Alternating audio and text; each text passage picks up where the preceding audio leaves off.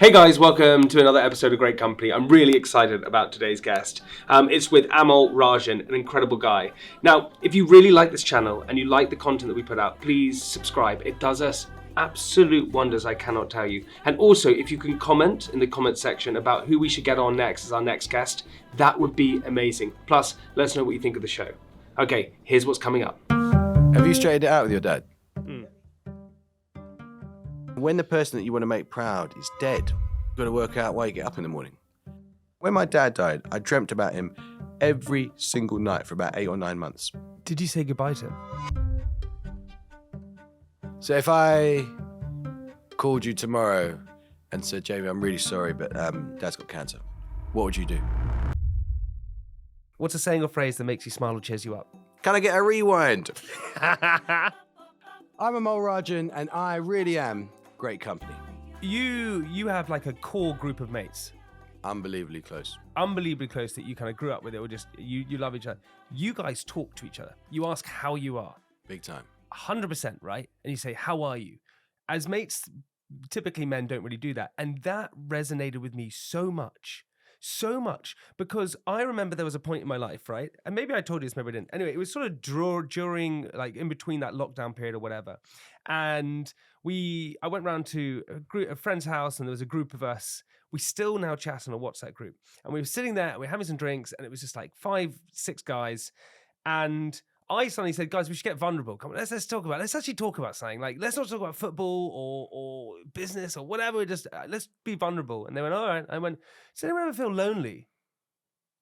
Do you ever feel lonely? And one by one, yeah, man, I do. And my friend went, do you know what makes me really jealous? My little brother, who is 16 years old, he plays on like Call of Duty every single night, and he has on his screens all his mates, and they just chat. I wish I could do that with mates. That sounds so good. And also that way of making gaming something that's a bit social. I mean, there's risks and downsides or whatever, but I think that idea that gaming isn't just this solitary loner kind of in the game. Like my son is kind of, who's 8 and about to be 9. I mean, mate, I don't know about you when you got video games as a kid, but I swear they get them so young these days, man. Yeah, they do. I got a SNES, a Super Nintendo Entertainment System. Let's go. When I was like 50s, let's go. You remember that Donkey Kong Jr., Mario Kart? Mate, Yeah. To this day, I swear down, I would do the fastest lap at Ghost Valley 1. No, you wouldn't. There's not I swear to God, my Mario Kart was unbelievable. Mate, my Mario Kart would take you out of town. My Mario Kart would actually, do you know what? It would actually be bad for the brand and the business, and I wouldn't want to do that. But I swear I got that when I was like 14 or something. And these days at school, they get games so much younger, like Nintendo Switch when they're like 5. And I just think that's wrong. So you kind of got this challenge as a parent, and I'm a parent many times over now. You got the challenge of like, are you going to kind of roll with it? Or are you going to like put up a big fight? You got to choose your battles. And I sort of think you got to gaming, the people who are running the world these days, people in AI, like this guy Demis Hassabis, who's an amazing British guy, founded DeepMind, or Elon Musk, the way they relax is video games. And I feel like in our lifetime, video games have gone from being seen as this kind of like indulgence where, you know, it's for weirdos to being actually, it's what the smartest people in the world do. So I'm all about embracing it. But do you think we're disconnected? Do you think, because I there is a part of me that feels that we are like a little bit disconnected at the moment. Not even a little bit, we are Massively. disconnected. Mate, the evidence is there. Like there is a massive global loneliness epidemic. And for people who are our age roughly or a bit young in their 20s, there is amazing, terrifying evidence that people are not forming relationships. And the only, you know, if you look at when this has happened, and it's like sexual relationships, it's lasting relationships, it's marriage, which is in very steep decline. And it's happened over the same period exactly as the rise of the internet. And you know, it's maybe a bit much to say you can show a direct cause, but I can't think what else it would be. I mean, maybe there's a general cultural feeling that you should be freer for longer. But actually, I think that, I mean, it's going to make me sound very traditional. Okay. But I think true freedom and belonging and happiness comes from connection. Without a doubt. And that means commitment. But without a doubt, by the way, because they did, I saw this amazing TED Talk where there was a guy who spoke about a social experiment that happened over 100 years. You probably know this better than me, right? Which is a social experiment to understand happiness, right? And so they followed something like 718 people across 100 years. So one of the longest social experiments that ever happened, because typically funding runs out, people die, people get bored, all that kind of jargon, right? And they followed these different groups of people. Some became athletes, some became presidents, some became businessmen, some became alcoholics, some became drug addicts, some people went to prison, some people didn't. It was a whole mixture of different people. And every 2 years they checked in on them. They checked on what their lives were like, what their connections were like, what they were doing as a job, their bank balance, their brains, everything. They did it for 100 years. And what they worked out at the end of the social experiment is what the sort of causes happiness isn't fame and power and wealth and things you think it is. The people with the strongest connections between family and friends, they were the happiest. And often those would be people who are really connected to their neighborhood. You know, for most of human history, people lived in really small groups, 150 people. Like tribes would be like your local group of 100 or 150 people. And now, because of the internet, we think we're connected. I mean, you are connected. You've got this enormous following. You're connected to this group of 1 million people. But the connections... It's different. It's different. And there's something about being interconnected and having a thick, interwoven connection with other people, which is everything. And I feel like as you go through your life, it's the thing you've got to work hardest on. And especially with your mates, you know, if you're lucky enough to have a family, if you're maybe looking after old people, the thing that goes is your health and your social life. And, you know, especially if you're kind of in your 30s or 40s, if you're working hard, and I really believe in hard work, if you're working hard, the thing you dial up massively is like hard work and family. And it's your mates that go. And I realized the other day, I realized as I came home from work the other day, I was feeling really down and I'm a bit sleep deprived. I've got a lot going on at work. It was the anniversary of my dad's death, and that was probably the trigger. And I realised I just miss my mates, man. I miss being young and free and chatting to my mates about any old stuff. And yeah, being vulnerable with them, because you can do that. You can do that with your family, but it's different with your mates.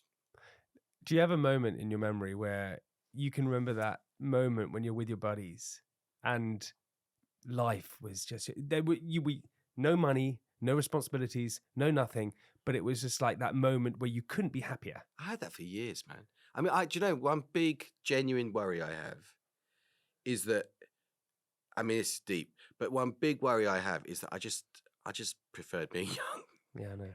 It That's was why wicked. Peter Pan's my hero. It was so good. It was great. It was so good. And do you know what? When you're young, you're kind of... But that's responsibility free, right? That's why we enjoyed it. Yeah, and there's a kind of existential satisfaction. I mean, nothing feels as fulfilling as being embedded in a family that's kind of like going through life. You know, being a dad and crucially being a husband and a brother and a son, that is profoundly fulfilling. It connects you to like bigger ideas in a wonderful way. But I tell you what else is good is like jumping off boats when you're 18 and a bit pissed.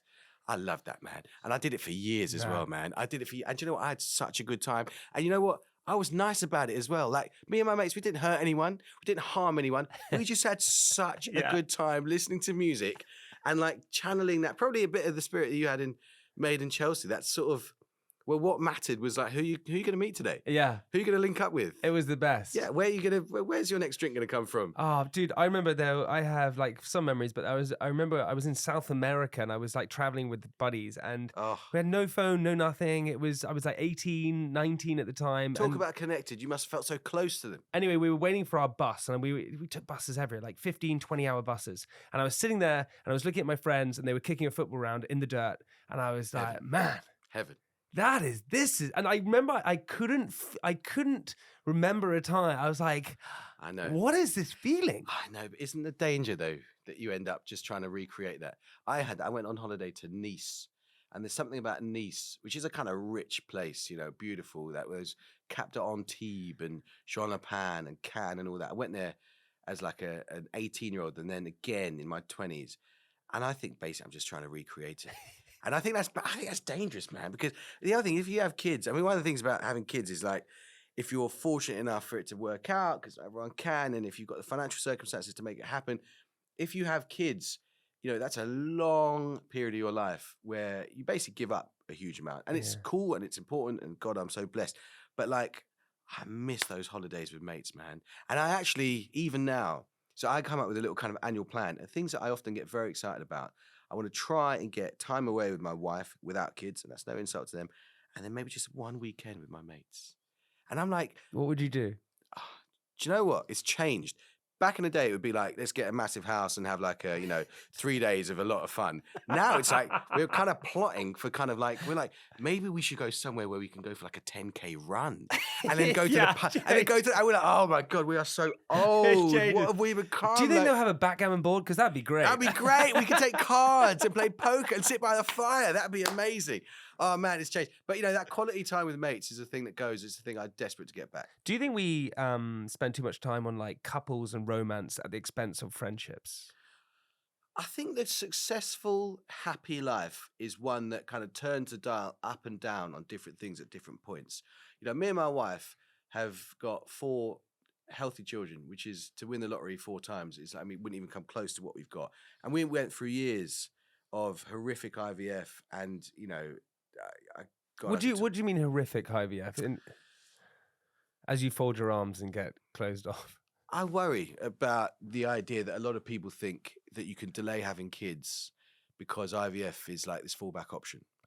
And IVF is a near miracle technology. It's an amazing thing and it's a wonderful thing, but it doesn't work for everyone. And I really think it's important, especially for your listeners who are maybe in that period of their lives where they're thinking about having children, to realize that it doesn't work for everyone. And it's a lot of heartache. And the thing about IVF is, if you knew it was going to be all right at the end, because you're going to end up with 4 kids, it'll be fine. But as you're going through it, it's awful because you don't know how it's going to end up. And even as I say this, it's incredibly important for people to realize that it's unfair, as life is unfair, because the physical hell is mostly borne by the woman, who's often having to, have injections, who's going through all sorts of cycles, hormonal fluctuations. And it's awful. And it's all about this one end result where you want a pregnancy test which says you're pregnant. And if it doesn't work, it's horrendous. And the whole time that I was editor of The Independent, which is a wonderful job I got to do in my very late 20s and 30s, I had this kind of secret life where I was trying to run a newspaper, turn a business around, be a good boss, be a good journalist, be a good leader. But at the same time, my heart was hurting because we're going through IVF. And in the end, it worked. And it worked out for our children. And I feel so incredibly blessed. But, if you're thinking about that, or if you're embarking on it, and if people want to talk to me about it, I'd happily talk to anyone for hours about it. But it doesn't always work, and it's painful along the way. Just talk me through that journey quickly. How does IVF work? IVF is basically conception outside of the womb. So you have to extract the eggs. And to extract the eggs, you have to sort of, as it were, pump up the ovaries. And then there's an invasive procedure where you get lots of eggs out, hopefully if you're lucky, but sometimes you don't get many eggs out. And then, you have the man's sperm who provides a sample, and then you mix them in a Petri dish. And you hope that you create embryos, and they develop over a few days. And if they develop strongly enough to day 3 and day 5, where I think they're called a blastocyst, you then, having again pumped up the lining of the uterus, you implant them and hope that they'll take, and you become pregnant. And you've got to extract the eggs. The conception's got to work, and then once you put the fertilized embryo back, it's got to take, and that requires extraordinary amounts of things to go right. Yeah, and each of those processes can last for months. And in those periods, it's like 3 months of is our life going to go down this path, or is it going to go down this path? Are you asking this partly because you're thinking about all this because it's front of mind for yourself? You spoke to PJ very honestly about it. Yeah, I talk a lot recently on the show about kids, right? Because generalizing, but most of us have a blueprint. We want this, this, and this, and this is what we think it's going to be. And my blueprint was different, right? I kind of, as I got older, thought I was going to have kids and have a family. And then that shifted in my mind. And I thought, I'm not going to have kids. I'm not going to have family. I'm not going to find someone that I love and fall in love with. I'm just going to go and have fun for the rest of my life. And I was in this sort of dopamine, craving period where I didn't want to stop having fun forever. Then I met Sophie, and Sophie kind of changed that all for me. And she really wants to have kids. She really wants to have kids. And I had an internal battle that I never told her, that I was like, I don't think I want to do this. I never told her that. Just kept quiet.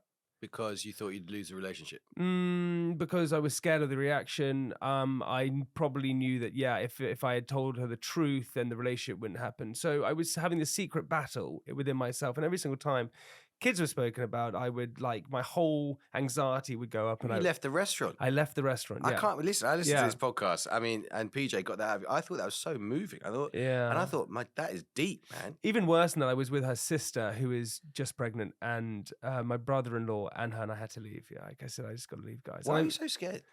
I have always lived my life where I run businesses and do different things, but there's always an eject button. There's always a way out. Kids, there is not. Kids, you won't. Tell me about it. With your point, you're locked in, right? And that for me is a really terrifying prospect. I'm mindful some people listening to this won't have, will be unlucky and won't be able to have kids, but it is. I mean, I think I also don't know if I can. I'm 36.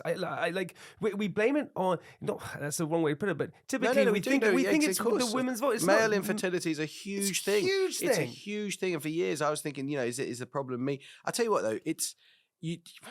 I listened to what you were saying about all this with PJ just before Christmas, and I've got to say, I think you're right to. I think your analysis, which is that if you're going to do it, you've got to be so committed. And you've got to say, almost like, maybe you should write it down. Maybe it's in a letter to Sophie or something, or an email to yourself. I, Jamie Laing, want this. Because you are going to be tested like fuck, mate. And, if you do parenting... Give me more of that. Like, what do you mean? Oh, extreme sustained... It's not tiredness. I haven't slept for 8 years, right? It's extreme sustained sleep deprivation. It's no longer about you. You're not the most important person anymore. Who gives a fuck what you think, frankly? It's like, does this baby need me now? Yes, and therefore you give up everything for that baby. You can't leave. And also you can't just leave it up to Sophie.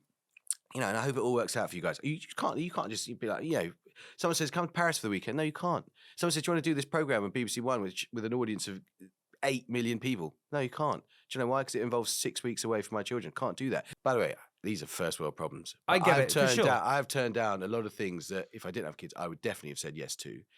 And it's hard because I've actually got this. I'm having... Because you're also a workaholic. Well, I believe in work.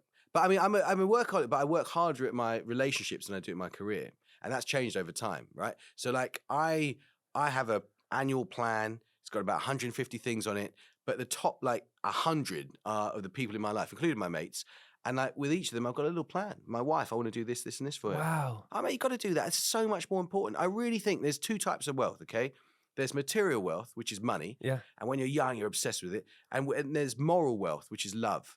And I know so many super rich people who've got all the material wealth in the world and don't have any moral love. And they sacrifice that moral wealth, that love, for the pursuit of money. And as I get older, look, I do want more money. And you know what? I think it's fine to want more money. I'm going to earn that legally. I respect so much someone like you. I've come here to the heart of, Jam Pot Productions. And I think, my God, Jamie's built a business. That's incredible. The risks you must have taken. You've got to chat to investors. You've got to make that Friday night phone call when you want to be with your mates down the old Brompton Road. And someone says, actually, Jamie, why are you not delivering these returns? I've got so much respect for that. But as you get older, you realize what matters. It sounds so trite, but I don't care. What matters is love. And I think that one of the things about working hard is that you work really hard when you're young, hopefully, so that you don't have to work so hard later on. Maybe you're at that kind of intersection, but I'm at a stage where I want to work really hard, but I know there's something more important than that. And I am, look, I'm giving up things. I'm sort of saying no to things that I really want to do. Can we talk about your dad? Yeah, man. I'm a big believer of wearing your heart on your sleeve. Your relationship with your dad is so thick for you, right? In so many incredible ways. And it's the story that I told myself about myself. And when that story goes, you got to tell yourself a new story. And that's really hard when you're 38, as I was when he died. My dad, the thing about it that was so shocking. So I didn't think he was going to die. He was 76, annoying, had that slightly kind of elder sort of tedious thing where he hated medicine and doctors, and he had type 2 diabetes. And out of nowhere, he got pneumonia. And he went into intensive care for 5 weeks. And it was the worst 5 weeks of my life. And at the end, it looked like he was getting a bit better. It was a time of Omicron, so he couldn't visit. And that was the thing that was so hard about it. And suddenly, all of the crap for 5 weeks, the infections he was getting, the tubes, the pipes, his kidneys weren't working. And it was all too much. He had a catastrophic heart attack. And if I'm honest, that was 3 years ago last week.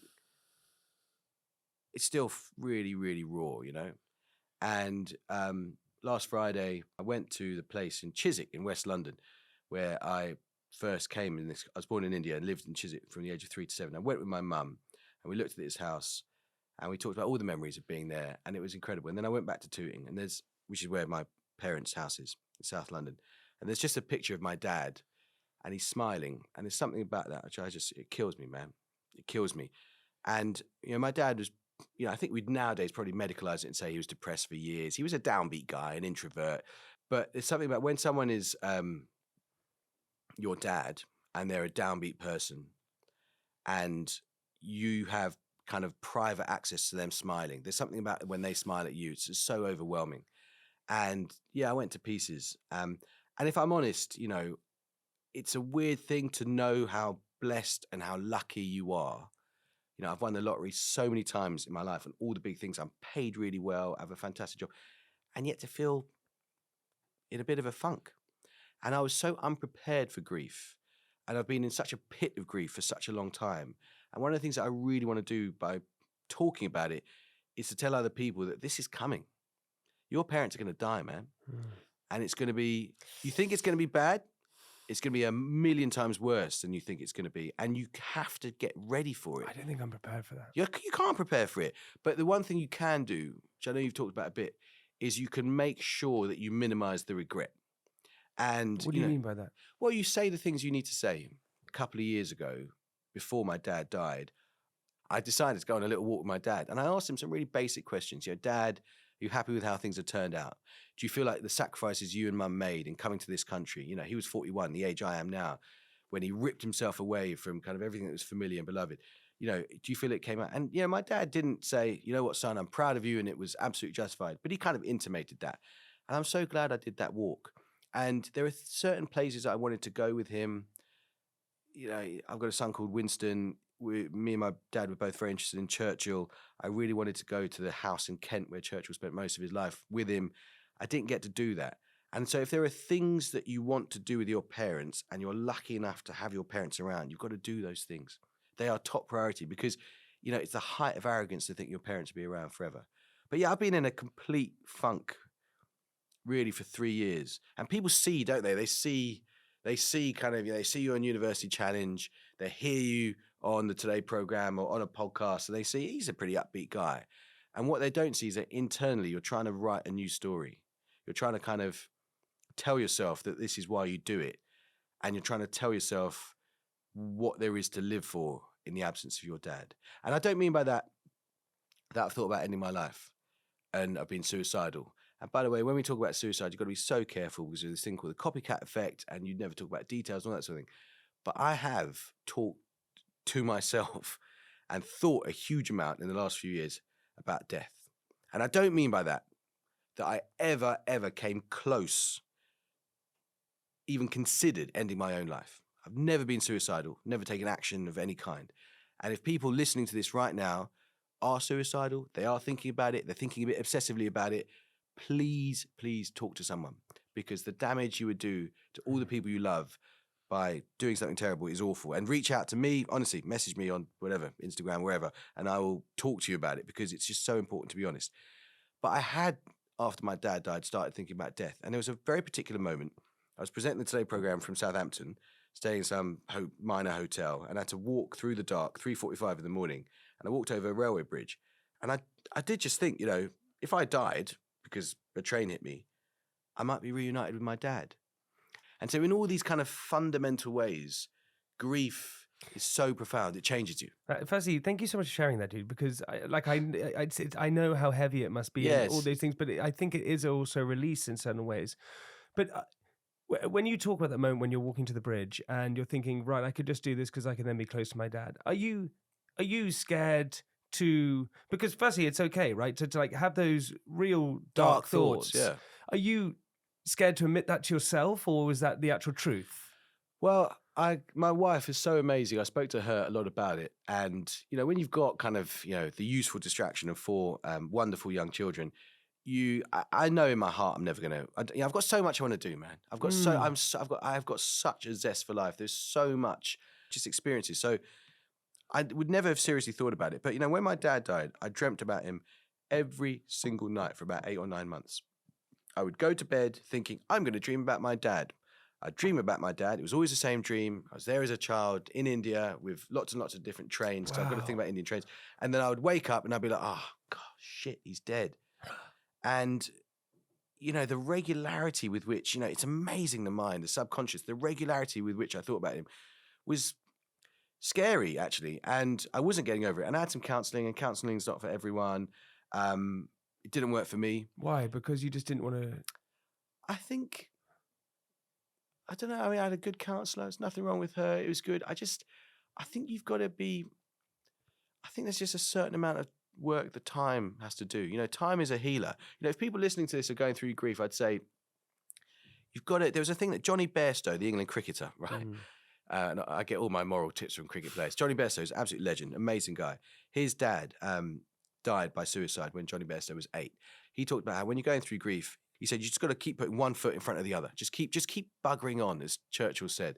And I sort of feel like people need to know that time will change things. It will soften the grief. It will change. It will stop being so raw.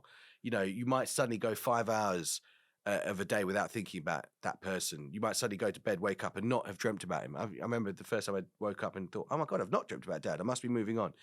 But also, grief can come back from anywhere. It could be a little trigger. Like my dad was the only person I've ever met, because he was an old Indian man who used a shoehorn. You know, when you could put, you like to get, so you don't, because he was so poor growing up, he thought if you get a pair of shoes from Marks and Spencer, it's like £25 back in the day. It's like, you don't want to mess up the thing. So you use a shoehorn. And I went to his... That's such a beautiful image. Mate, it's old Indian men of my dad's generation loved a shoehorn because they didn't want to, you know, they wanted the shoe to last. My dad was so proud if he got a shoe from Marks and Spencer, and like it lasted for like 15 years. And like, I mean, I feel ashamed. I get trainers all the time. You know what I mean?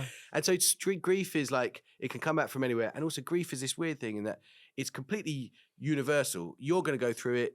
And, you know, God, I hope we can talk when you do. But it's also particular, you know, every grief is a grief for a particular relationship.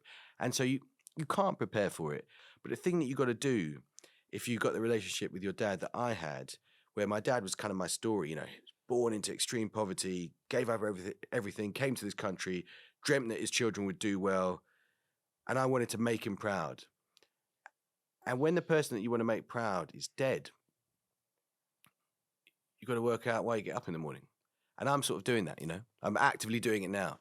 Partly coming here, talking to such an inspirational dude, it's all the same shit, you know. I'm trying to work out what it's all about. And I do know the answer, you know. I know about the meaning of life and I know why I live, but it's hard work. I think as guys, we have it quite a lot. And of course, women have it. But I think I definitely fall into that sort of category where I'm a fixer. I try and fix things the whole time. Yeah. And I think you probably do too. You could fix it. I'll do that. I'll sort that out. Don't worry, I'll do that. I can do that, whatever. And when you can't fix something, that's very hard. And then when you're not distracting yourself and you're sitting in that place, which is grief, and you don't know how, and also you can prepare yourself to do that leg spin ball. You can prepare yourself to be an editor. You can prepare yourself to be a broadcaster. You can prepare those things. And I think you prepare yourself into everything that you do. You listen to this podcast probably because when you were coming on and you listen to it and things like that. You can't prepare yourself for grief. No. Because that's an emotion you can't understand until it happens. And also you can't work harder at it. With playing cricket or being a broadcaster or whatever, you can work really hard. And that hard work gives you confidence. Grief's not like that. It's not something where you're like, do you know what, today, it's Tuesday morning. I think what I'll do, I'll go and chat to Jamie and I work really hard at my grief. It's like, no, you look at a shoehorn or a comb. My dad, it's such an irony. My dad, bald as anything, always combed his hair. Combed his hair at the side. It's like, it's not that much hair, especially at the top. It's like, why are you combing your hair, dude? It's like, you haven't got any hair. Or maybe you do, but that's a hell of a parting you've got there. You know, but you comb it down the side. And who do you know that's got a haircut? I mean, I don't know. I've never known anyone that's got a comb. And I went to his top drawer last Friday. It was the 3rd anniversary. I looked at his picture of him and I cried my fucking guts out. And I went to his room and there's a little kind of devotional prayer area, which is we often have in Indian heritage. And I opened his drawer, which I've not dared to look at. And there was a shoehorn. And it killed me. And a comb. And I just remember thinking, why did he comb his hair? You know, he didn't have any hair. You know, and I'm like, yeah, you can't work at that, man. You can work at everything else. You can work at building a company. You can work at being a better conversationalist. You can work at everything. But yeah, grief, you just got to let time do its thing, I think. Did you say goodbye to him? No. And the thing that, one of the things that upsets me most is that, you had this 5 weeks where, because it was COVID and Omicron, and so many people who had ill relatives in that period, particularly elderly relatives, will know visiting times were like really screwed up. So you had to like book it in with this. There was this wonderful nurse who was like, she had like an iPad schedule, and you'd get to talk to him on an iPad. And because he went into a coma, he never really came round. So he didn't really get to talk to him. And he moved to this other ward. And I remember saying to my son, we were watching some god-awful TV. I remember saying to my son, by the way, Granddad's getting better. And my son was on he's a bit of a chatterbox. And he was ranting about something. And as I said this, he just stopped and went, yes. And I tell you, it meant so much to me, man. That really meant so much to me. Because in that moment, I knew that he had a relationship with my dad. And just sucks that after that he didn't get to see him. And the funeral itself, even more painful than the day he died. There's a famous poem called Elegy written in a country churchyard, which I could do mostly verbatim. And it's all about the kind of nobility and brilliance of the poor. And I can do it verbatim, and I always wanted to make sure I delivered it without having to look at the notes. But on the day, I just went to complete pieces. And in a way, that was when I said goodbye, when I kind of read this poem to him. What is the poem? So I'm getting, like, this is... Oh, mate, the poem is Thomas Gray, and at Stoke Poges in Buckinghamshire, which is in a churchyard. Thomas Gray, this is the mid-18th century, looks at all these gravestones. And he basically does this long poem where he talks about how history shouldn't forget the bravery and the brilliance of these people. I could do it from the top, but one or two particularly important stanzas. He goes, let not ambition mock their useful toil, their homely joys and destiny obscure, nor grandeur hear with a disdainful smile the short and simple annals of the poor. The boast of heraldry, the pomp of power, and all that beauty, all that wealth ever gave, awaits alike the inevitable hour. The paths of glory lead but to the grave. And there's a particular stanza where the story of my dad's life, which is why it's so ironic that I present University Challenge. So my dad was a genius. He was like off the scale clever. But my dad was so poor. He was one of 11 children. He had 6 sisters, and he was extraordinarily clever. He's the only one of the 11 that left India. But he couldn't pursue his academic ambitions because he had to get his sisters married. This is 60s and 70s India. And so he asked his father if he could pursue further study. His father slapped him around quite a bit and said, you've got to get your sisters married. But there's a very particular stanza, which is the most important to me, where he talked about chilled penury, because chilled penury, like extreme poverty, stopped him doing what he wanted. And it stopped him pursuing knowledge with a capital K. And there's a stanza in Gray's Elegy where he says, but knowledge to their eyes her ample page, rich with the spoils of time, never did unroll. Chilled penury repressed their noble rage and froze the genial current of the soul. And that idea, that one stanza combines the knowledge with a capital K and chilled penury. And you know what, I would have just loved to. University Challenge, which I am so proud to do, is about knowledge with a capital K. And that pursuit of knowledge, which brought him halfway across the world because he wanted his kids to get a great education. That's what University Challenge embodies. And so I feel that by presenting that program, which I would, work really hard at and want to do really well, and want to do for a long time if I'm lucky, I feel like I kind of fulfilled some of his sacrifice, and yet he wasn't there to see it. And that sucks, man. Thank you for sharing that, dude. Honestly, Thanks, mate. Man. Mate, thank you for bringing out. I'm rambling, man. Usually no, are you kidding me? Keep rambling. Are you kidding? This is everything. But it's beautiful, right? That firstly, it's so beautiful that you have that relationship with your father. Yeah, like I would try that. Man, like, are you kidding me? For so many years in my 20s, I just ignored my parents, and I was just a dickhead, and I just, I missed Christmases because I wanted to do more fun things, and I just didn't do anything. And you still got time, man. Yeah, I know, but you still got time. Repair it. But I now realize this family is just everything. It's completely everything in so many beautiful ways, and I think anyone listening, just take note, right? Because I can't remember who we were chatting to, but someone said life a little bit at the moment feels temporary at this age. Yeah. Like my parents were invincible. Yeah, exactly.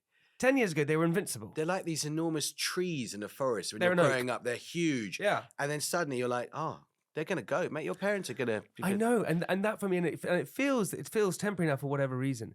But you said you're not religious. No. But then that moment, going back to the moment on the bridge, thinking I'll be next to my father, that's sort of contradictory. Exactly. Towards... So I feel I understood in that moment. So I'm from a Hindu family. My parents are pretty religious. They weren't sort of evangelical, but they're Hindus.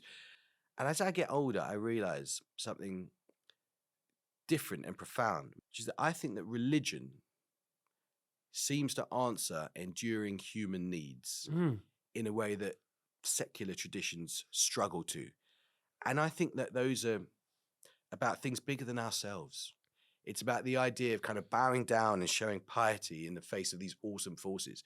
If there's anything that religion should teach us about being human, is that something fundamental about being human is that we love to believe so strongly in these massive, consoling narratives, these grand kind of fictions, these stories about things bigger than us. And we go to wars for them.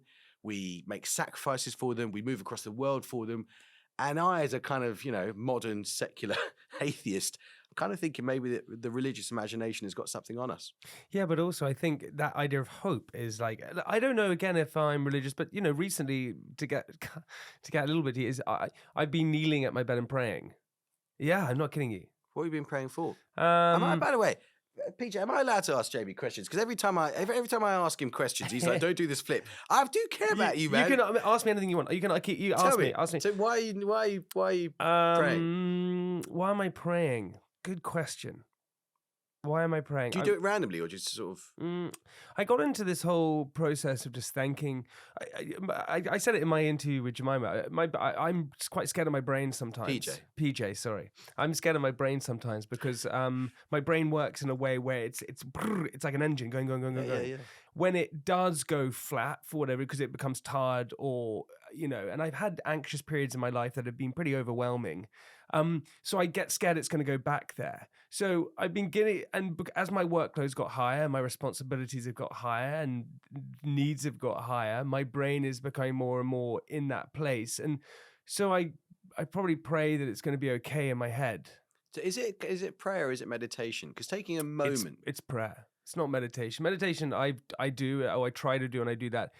I'll tell you. I used to try and I think I'm a natural manifester, right? And I believe in manifestation in lots of ways. And I used to sort of ask for my podcast to do well, or my business to do well, or me to be more popular, or whatever it was, right? Real sort of like selfish needs. But what I realize I actually am seeking is just being content. Yeah. And so now what I pray for is that my family and my friends and I am just going to be happy and content. And that will also encompass everything else that I want, right? Because then you're just content. Can I invite you to the civil war in my head right now, which you've just started all over again, which is like, maybe it's not you achieve more, maybe you have a bigger and fuller life by being discontent. Maybe it's like the striving. Maybe it's like, so I worry that, like, look at my life. It's amazing. Look at me. I mean, I've won the lottery meeting my wife. I won the lottery meeting my mates. I won the lottery of each of my kids. I won the lottery 4 times. I've got amazing jobs, but I want to strive. I want to keep striving, man. Yeah, so I don't want to be content. No, sorry. So let me rephrase. I don't want to. I agree with you, by the way, massively. You want to grow, don't you? Totally, but I don't want to. If you want more money, you're never going to be satisfied. If you want more cars, if you want more women, men, whatever, you're never going to be satisfied.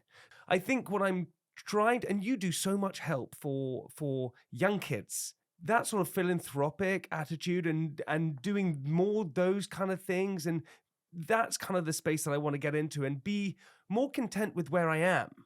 I also think, but also still striving. I want to achieve a lot. Yeah, but also.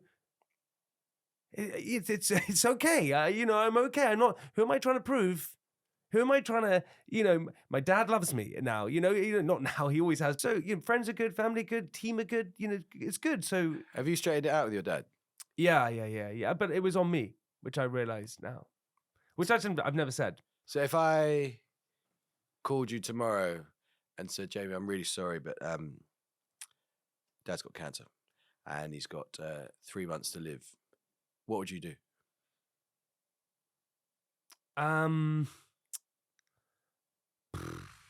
Fuck, you got me. So I would probably say to him, 'cause I have I have huge guilt towards my dad. Well, mate, you've still got time to fix things, you know? You've still got time to fix things. You know, you've won the lottery, right? Listening to you and seeing how you feel about it, like, it's obviously incredibly important. That guilt that you feel towards your dad is obviously a very big part of how you think about your relationship with him. Let me just, from my pocket, let me just take out this absolutely amazing gift I've got for you. Here it is. I've got this gift. Yeah. Look, I What put is it on the that? table. It's called Time with Your Dad. Yeah. There it is. Right, you've got it. You've got it. Most people don't have that time with their dad. Yeah. Man. You've got it. Yeah, and the reason why I had that is because I sort of had a narrative in my parents got divorced, and You've sort of come to understand that as you get older. and I think that Jesus Christ, I've never spoken about this. What the hell's going on? Well, maybe he's going to listen to this and... I hope he doesn't, because I don't know. But I feel guilt because I blamed him for a lot. It wasn't his fault. Maybe it was his fault. It wasn't as much as I thought it was, and I said things, and But you said sorry to him? No. No. I said I love him.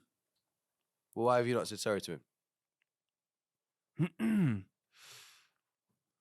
Mate, do it, man. If you think... hang on. It's got to be sincere. It's got to be... I'm so sorry because...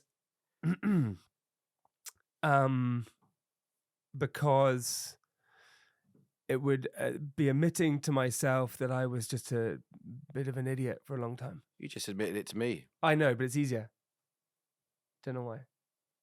The fact that it's easier makes it even more important you do it to your dad. Listen, if you do feel guilt and you feel you want to say sorry to your dad, mate, what an amazing conversation to have. And like I tell you, mate, that thing where I said he's got 3 months to live, I'm afraid, how old's your dad? 74. Right. One of the things about grief and death is old age is like the sun in the solar system of old age, of diseases, right? If you're 74, you're going to get something at some point. I really hope he's around for 20 years. I hope he's fit, healthy. I hope there's no dementia outside. And I didn't realize that was so deep in me. He is like a magical human. Like I spoke, before I spoke to you, I said I was interviewing you, and he watched you last night. He was watching you, and he said that he was just proud. Yeah. We should call him. I won't ask you to do that when you're crying. Do you want me to call him at some point? I don't think I could do that. Not at the moment. Okay. Because I think maybe there's a didn't conversation. realize that was in me. All the therapy I've done. What the hell's going on? Never let that out. That's crazy. I think there's maybe a conversation that you and your dad want to have at some point. Mate, what a beautiful thing. I think it's a wonderful... Yeah. I mean, mate, you've just won the lottery because you've realised that while you still got the chance to do something about it. Yeah. Which is it's a beautiful thing. Mate, right? he could get a heart attack like that today. He's 74. His and my grandfather died around that sort of similar age. Well, what a spur to action. What an amazing thing. How's your relationship with your mum? My relationship with my mum. I see her on Instagram. She's great. She's fine. She's a bulldog, and she's like, she's just strong, and she'll live to 200, I think. Like, honestly, she's fine. But it's I think what happens when parents get divorced, like, this is my experience, is as kids you're confused, and so you probably blame an individual when it takes two to tango. Yeah, of course. I was very much a mummy's boy, right? And so you lean towards the mum side, and then as you get older, you go, fuck, to blame a parent when you don't understand it, and my dad has never spoken any ill about my mum or ever. What a hero. Never. I bet there's a moment. God, it'd be so wonderful to talk to him about it. I bet there's a moment. Jeez, I want to explain this. I bet there's a moment when he just, I mean, if that's the case, what you say is true, as I'm sure it is, he would have made that decision at a time when he was hurting. I mean, I've never met your dad, but I tell you what, he's got a moral depth to him there that's immediate and obvious. Yeah. And I just think, what a thing, man. I mean, what a thing. If anyone listening to this, if you've got the chance to chat to your parents before they go about the stuff that matters, do it. Because I tell you, I mean, you said this in your chat with PJ towards the end when you were talking about how it's like it was with the girl that you didn't kiss, Oh yeah, and then Tintin. you were like, I should have just kissed her. Yeah. I should have just kissed her because the regret later. What happened? You didn't kiss her. I didn't kiss her, and then it was my. So But then you told yourself, she's like, "What are you doing? I'm just going to kiss her." So ever since then, you've been it's lunging. it's my metaphor for life, though, right? It's my metaphor for life. Like, and I've always lived by this. Is that the regret I felt, by not kissing her. I was like, what was I? I was feeling rejection, failure, all these different things, and it would have been over with. And who would get? So I thought, well, I don't want to ever regret something I've never done. So I'm going to go and try and do everything. Well, the conversation with your dad is like a billion times more important than not kissing that girl. By the way, I feel sorry for her, man. She missed out on a kiss from Jamie Laing.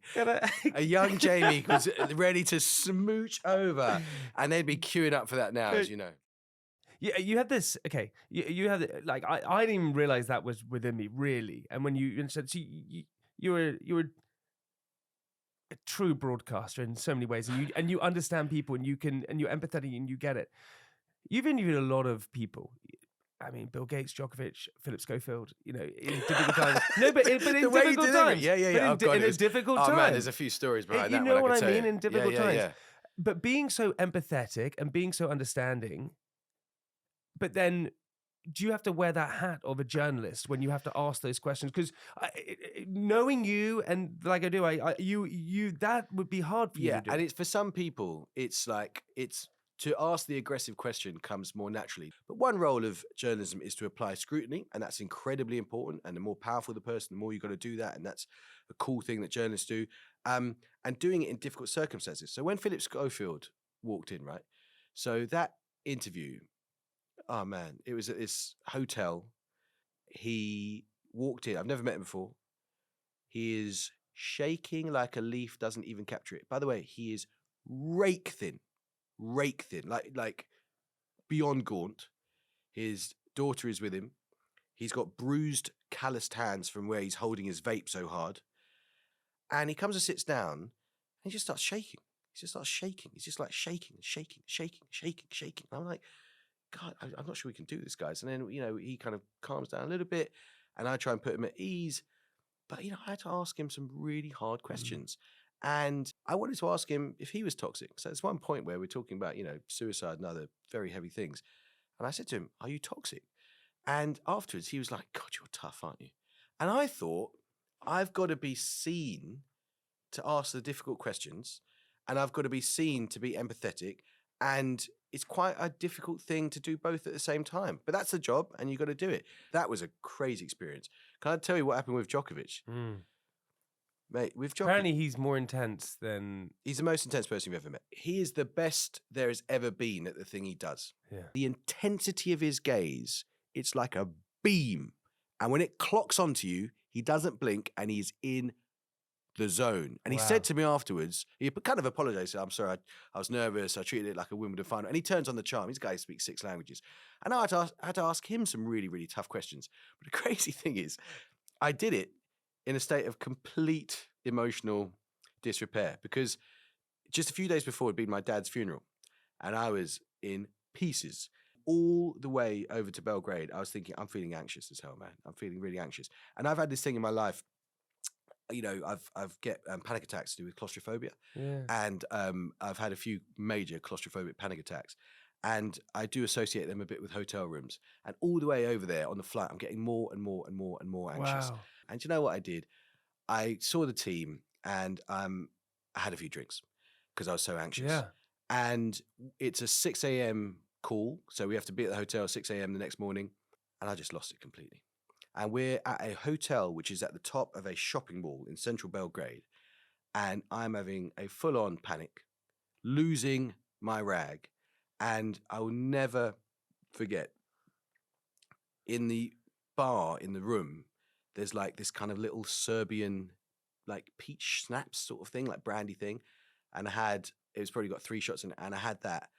And I was desperately waiting for it to make me feel better. And I didn't. I had I know that feeling. Oh my God, it didn't. And I was just going crazier and crazier and crazier. To try and calm down, I went for a walk. I'm wandering around a Serbian shopping mall in Belgrade in my dressing gown, absolutely drunk. And the thing that cracked it for me is the amazing, so I work with this incredible producer, Elizabeth Needham Bennett, the best producer in the history of BBC News. And she just told me to fix up. And she said, go to your bedroom, sleep, you're going to be fine. And do you know what? If you don't sleep, you're also going to be fine. Yeah. And something about that, she's such an amazing person. Something about that gave me the confidence to let go. I did sleep. I felt completely, obviously sober, a bit jittery about my dad, but completely sober when we did it. And it happened. But I mean, it's amazing to think if you'd have seen me a few hours before, you'd have thought that is not a leading BBC broadcaster fit to do this interview. It's wonderful. Who is the hardest person you've had to interview? Richard Branson was pretty tough. Why? Because I had to ask him some pretty awkward questions. But that was difficult. And you know when you're doing an interview and you're building up to the really difficult questions. Yeah, you're just thinking about that the whole I'm just way thinking through. about the whole way through. I'm talking about this, that, and the other. And all the way I'm thinking, God, I'm going to have to ask if he's a this, that, and the other. And then I said, by the way, on your tax affairs. Oh my God. That was tough. But the thing that's great about interviews is people will surprise you. I mean, I had to ask Bill Gates some really tough things about affairs and about, staff and all that. But people surprise you. Greta Thunberg, people think Greta Thunberg is this really severe, intense 19-year-old. We just had a giggle. She's so Really? funny. She's so funny. I mean, it's, she's complicated and I'm sure lots going on and she's got Asperger's. But yeah, I love the interviews that surprise you. That's the really fun stuff. For me, this has been, I mean, you saw my emotion.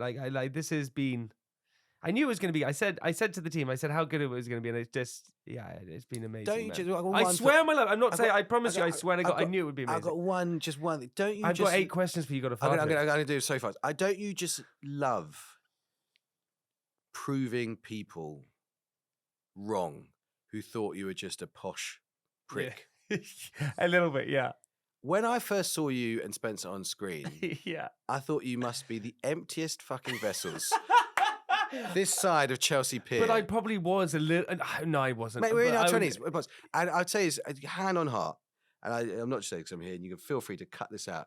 The more I've found out about you and Spencer, I mean, this is Spencer, by the way, a guy who runs through deserts, ridiculous. The more I found out about what you've done, businesses you've built, things you've done for people, the reputation you have for the kindness you show, I think you are just so far That's very good. from the empty vessel and made in Chelsea. And That's I would, very if I'd kind. never met you, I would have thought you were that idiot. And it's just Yeah. like, you're so impressive. And it's like, I feel like maybe your career is a bit of a kind of, this thing launched you into the world, and now you're proving to everyone that you aren't what you were then. Anyway, I think what I think if you take a shortcut in life, there's always a long road round, and that's what I've realized. I think anyone who's looking for a shortcut, you always have a burden afterwards. So I took that shortcut into the entertainment industry that I wanted to be in, but then you have to work your way around it, and I think it takes 10 years to build something. So it's taken me 10 years. 10 years. Yeah, I think it takes 10 years. Okay, I've got 8 questions for you. Ready for this? Born ready, mate. What's a saying or phrase that makes you smile or cheers you up? Can I get a rewind? Any version of rewind, yeah. Pull up the tune. If it's nice, play it twice. If you're in a dance, when someone says, rewind the tune, that's when you're having a good time. Rewind. Best compliment anyone's ever given you? Oh, God, the deep and meaningful one is my dad saying he's proud of me, my mum saying they're proud of me. The absolute honest answer is that when The Independent shut, I was the last editor, the print version of The Independent, and a couple of the old guys who'd been around since the 1980s said to me that I was the best editor they'd ever worked for. They'd worked for all of them. And that mattered to me a lot, partly because the occasion was very sad, hundreds of people losing their jobs, and I felt really awful about what they were all going through. And that made me feel like I'd done, been good to them and a decent editor. But also, I was 29 when I got the job. So the fact that people who are in their 60s or 70s, I think, thought that I was up to it made me feel a sense of vindication. Yeah. That's amazing. What scares you most about yourself? The idea that I preferred being young. The idea that I preferred being young and fantasizing about the future than actually living that future out. Wow, that's great. Deep, man. That is unbelievable. You pulled it from the recesses of my mind, You pulled man. that out. That's unbelievable. I'm similar to that. When was the last time you cried and why? Oh, last Friday. Last Friday was the 3rd anniversary of my dear dad's death. And I was building up to it all day, but that damn picture of him smiling in that beautiful way of his in my parents' house in Tooting. And I just I lost it. I completely and utterly lost it. And it kind of felt good too. What's something you can't let go of? Youth. What's your guilty pleasure?